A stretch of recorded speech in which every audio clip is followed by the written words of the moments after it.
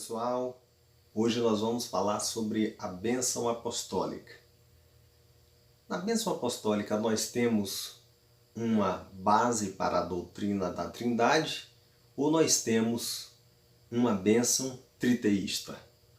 O que você tem a dizer ou o que você compreende sobre esse texto? Bem, vamos analisar a bênção apostólica na carta do apóstolo Paulo, na sua segunda carta aos Coríntios, capítulo 13 e o versículo 13. No texto em português nós temos: a graça do Senhor Jesus Cristo e o amor de Deus e a comunhão do Espírito Santo seja com todos vós ou com todos vocês. Amém.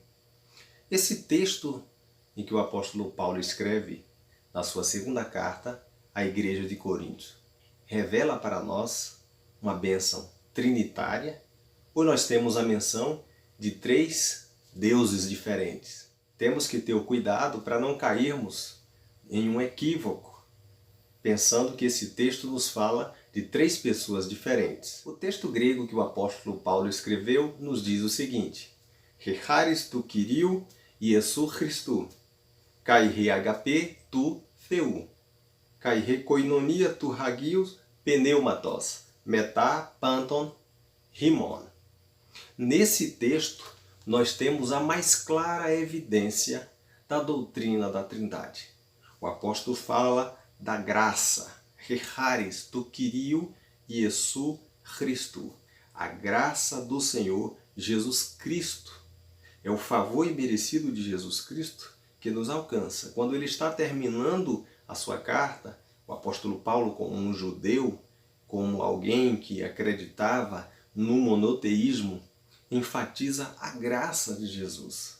Não podemos negar a doutrina da Santíssima Trindade nesse texto. Ela está muito evidente quando Paulo fala da graça do Senhor Jesus Cristo como um favor que é disponibilizado, um favor que é demonstrado, que é colocado ao nosso dispor. Na sequência, o apóstolo Paulo diz: e o amor de Deus, kai re agape, agape tu Theou, o amor de Deus. É este amor que é revelado por Cristo Jesus. Na terceira parte ele diz: kai re koinonia tu hagios pneumatos, e a comunhão do Espírito Santo. A terceira pessoa da Santíssima Trindade é mencionada aqui na pessoa do Espírito Santo. Ele diz: metá panton rimon, seja com todos vocês, com todos vós. É a graça de Jesus, é o amor de Deus e a comunhão do Espírito. Nós temos três pessoas mencionadas claramente nesse texto: o Filho, o Pai e o Espírito. Nós não podemos compreender como uma mensagem se referindo a três divindades. De forma nenhuma. Esse texto revela claramente para nós a doutrina da Santíssima Trindade. É o Pai, o Filho e o Espírito Santo que são mencionados aqui. Portanto, fica claro para nós que esse texto está se referindo à doutrina da Santíssima Trindade, uma vez que o apóstolo menciona as três pessoas: o Filho, o Pai e o Espírito Santo. A comunhão não pode ser obtida por uma força. A comunhão do Espírito Santo é a manifestação, é a presença do Espírito Santo na vida da igreja. E isso é revelado através do amor de Deus por Cristo Jesus, o nosso Senhor e Salvador. Bem, sabendo disso e observando no texto que nós temos a comunhão do Espírito Santo, que é uma pessoa perfeitamente e claramente mencionada no texto bíblico, sabendo que esta comunhão é obtida na vida da igreja através desse amor que é revelado, o amor do Pai, pelo sacrifício do Cristo eterno, nós temos a plena convicção de que só existe um Deus verdadeiro que é manifesto, que é apresentado nas páginas da Bíblia Sagrada para nós, como sendo um Deus único que existe na pessoa do Pai, do Filho e do Espírito Santo. Eu quero ler uma versão bíblica que nós temos do texto grego, porque o texto grego é o texto que foi escrito no Novo Testamento, e nós temos uma versão hebraica, que assim nos diz: Hesed Hadom Yeshua HaMashiach Be'aravat HaElohim Vehit Habrut Ruach HaKodeshim Im Kulchem. Amém. Observem nesta tradução. O autor fala sobre a graça, Hesed. Hesed é a graça de Jesus Cristo, do Senhor Jesus Cristo. Hadom Yeshua HaMashiach.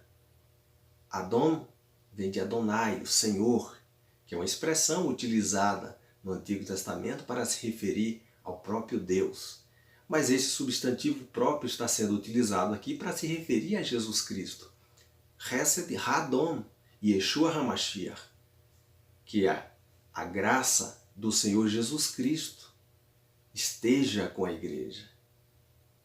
Aí ele diz, Ve'aravat HaElohim, e o amor de Deus, e o amor desse Deus Elohim, que é manifesto no Antigo Testamento desde Gênesis capítulo 1, versículo 1, esteja com a igreja. Além do amor de Deus, ele diz, Vehit Habrut Ruach HaKodesh, e a comunhão do Espírito Santo, Im Kulchem, esteja com vocês, com vós. Amém. Então observamos que uma tradução hebraica do texto grego apresenta para nós as três pessoas divinas, o Filho, o Pai e o Espírito, como sendo participantes desta mesma essência, dessa mesma natureza. Portanto, concluímos que não resta dúvida que no Novo Testamento a Trindade de Deus é manifesta claramente para nós nas páginas do texto sagrado. Portanto, adoramos um Deus na Trindade, a Trindade na unidade. Como sempre digo, não confundimos as pessoas, não separamos a substância, porque a substância, a essência é una, mas nós sabemos que a essência una de Deus está presente na pessoa do Filho, na pessoa do Pai, na pessoa do Espírito Santo. Está bem claro para nós que a bênção da Trindade, a bênção apostólica, se refere à triunidade de Deus, a um Deus triuno, e não a uma visão politeísta, triteísta. Portanto, fica claro que a Bíblia revela para nós a Santíssima Trindade na unidade e não resta nenhuma dúvida de que essa doutrina é totalmente bíblica. Como vimos, fica claro que a Trindade é revelada nas páginas da Bíblia Sagrada, especialmente aqui nesse texto da segunda carta de Paulo aos Coríntios. Como um bom judeu, Paulo estava falando do Filho e do Pai e do Espírito Santo, as três pessoas da Santíssima Trindade, como sendo um único Deus verdadeiro. Vamos ficar por aqui. Um forte abraço, até a nossa próxima.